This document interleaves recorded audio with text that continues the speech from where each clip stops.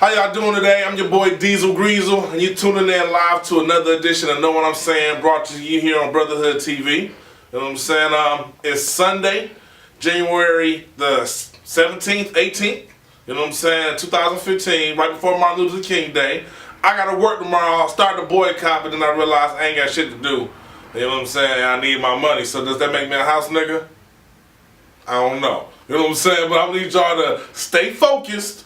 We got another informative show, as always, man. First of all, I want to apologize, man. I'm not going to call y'all niggas stupid for not reading no more, you know what I'm saying? What I'm just going to do is I'm going to step up to the plate and make sure I'm giving y'all the game, you know what I'm saying? Because you know what? I don't know why you're not reading. For all I know, you might not have no lights in your house. You know what I'm saying? And it's hard to read in the dark. So I'm not going to hold that against you. But I thank you for tuning in. Make sure you like, share, subscribe, all that good shit. We're going to start off the show with some positive news. You know what I'm saying? Positive news. Because you don't hear nothing positive about us. You know what I'm saying? So in Florida, we got a teenager who gets booked on a parole violation. You know what I'm saying? Start off real fucked up, don't it? So while this nigga sitting there getting booked, he noticed that the arresting officer starts having a motherfucking heart attack. So this nigga stands up, he in cuff, he banging on the glass like, hey, y'all come get this nigga. Probably because he don't want this shit to be blamed on him. You know what I'm saying? But none of that shit matters. You know what I'm saying? He make a scene, officers come, hem him up a little bit. Then they tend to the dude that had a heart attack. And all thanks to the doctors who pointed this out, they was like, man, had the inmate not said nothing, this nigga probably be dead.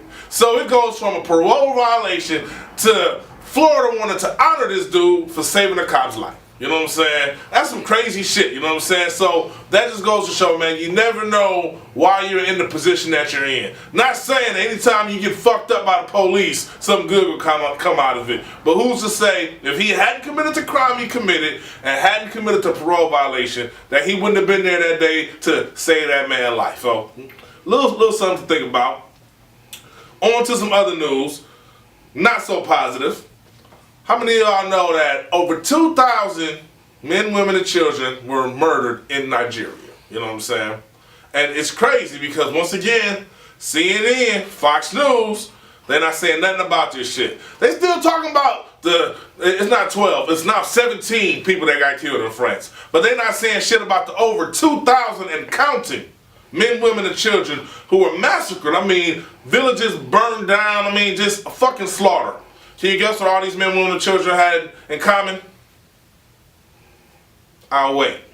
They all were black. You know what I'm saying? So it goes to show what you already know. The media don't give a fuck about you. But the crazy thing is, when has the U.S. stood by and let 2,000 people of any race get slaughtered and not one to hop in?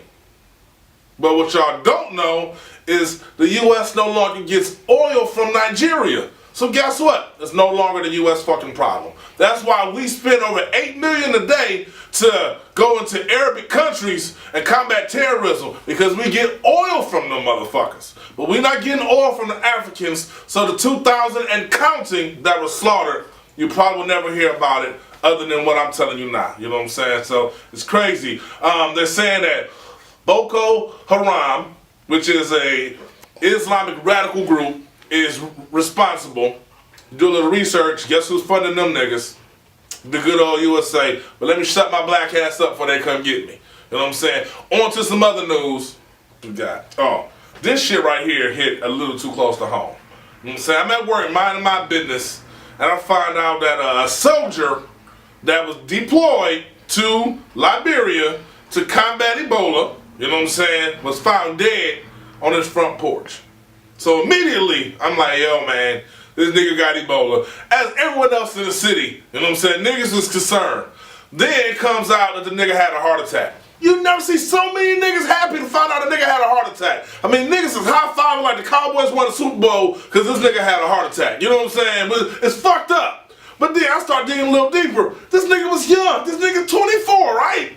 24, you just came back from overseas, so you had to be in some sort of shape. And now the army, of course, has grabbed the body and was like, nigga, we're going to do the autopsy. Don't worry about this shit. Which leads me to believe it ain't no motherfucking heart attack. I'm not saying it was Ebola either. I'm saying the nigga came back and got turned the fuck up. You know what I'm saying? Which I would have did the same thing. Got turned the fuck up. Maybe popped the molly, he's sweating. You know what I'm saying? I don't know, you know what I'm saying? Rest in peace. I don't want to make light of the dude's death, but shame on you niggas for celebrating him wasn't Ebola, man. Shame on all you niggas, man, because it don't matter why the dude dead, man. It's fucked up. He's more fucked up with his 5 houses down from a crib, you know what I'm saying? For real. Real spill. On to some other news. This right here is funny. What if I told you that a nigga was arrested for selling kush on Craigslist? You know what I'm saying? You would immediately think it was a nigga, as did I. But turns out it was a white boy. You know what I'm saying? So this is fucking awesome. A white boy in El Paso had the Craigslist headline, top flight kush on deck. You know what I'm saying? Selling it, had his phone number, had a picture, the shit looked alright. But he was taxing. $20 a G, $60 an eighth. Nigga, what is this, 2010? That's why he got hemmed up. You know what I'm saying? I bet you that's why he got hemmed up. Some nigga saw these exorbitant ass prices and was like, nigga, I got to drop a dime on this nigga. Nigga turned into Kane from motherfucking Belly. You remember when that nigga was eating a banana? I don't like that shit. I had to drop a dime on that nigga. That's what the fuck happened. So the white boy got hemmed up. They end up, they arranged to buy some weed and some Xanax. You know what I'm saying? His bail was only set at $18,000 though. That's crazy. Had that been a nigga, you might not have got no bail. You know what I'm saying? But that's crazy, man. So moral of the day, don't sell kush on Craigslist, nigga. Especially when you taxing. Had it been a good deal, nigga, nobody might have even said nothing. That's all I'm saying. Speaking from experience, you know. On Wednesday, this is how niggas almost get shot. You wanna know how niggas almost get shot by the police? I know y'all heard about the fucking standoff. Where it was a lady in a van, a cop said he heard a gunshot. Next thing you know, they got 50 cops out there, all these guns pulled on the van. Lady had a standoff. First of all, I'm not getting my black ass out of the van either. I'm surrounded by motherfucking cops and guns. You know? Needless to say, they never find the gun. But this is how the media portrays shit. At first when the media said something about it, they said an officer was shot at by someone in the van. But you can't keep that lie up when you don't find no gun. Now they changed the story to, as the officer was approaching the van, he heard something that he thought sounded like a muffled gunshot. First of all, you a fucking cop. You right next to the van. You don't know what the fuck a gunshot sound like? You think you may have heard a muffled gunshot? Nigga, did you knock on the van? Did you say, hey, hello, nigga, you shooting in there? No, what you do? You call it back up, have the city on lockdown, pull guns, waiting to shoot a motherfucker. And you niggas upset because you didn't get to shoot nobody, huh? You know what I'm saying? But this is how niggas accidentally get shot.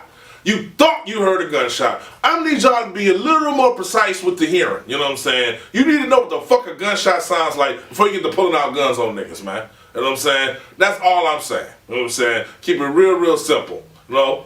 I'm going to go ahead and wrap it up. If you didn't make it to the My City show, you missed a treat, man. You know what I'm saying? You missed a treat. Shouts out to everyone who came out and supported. A big fuck you to everybody that dipped early, you know what I'm saying, for real, you know what I'm saying?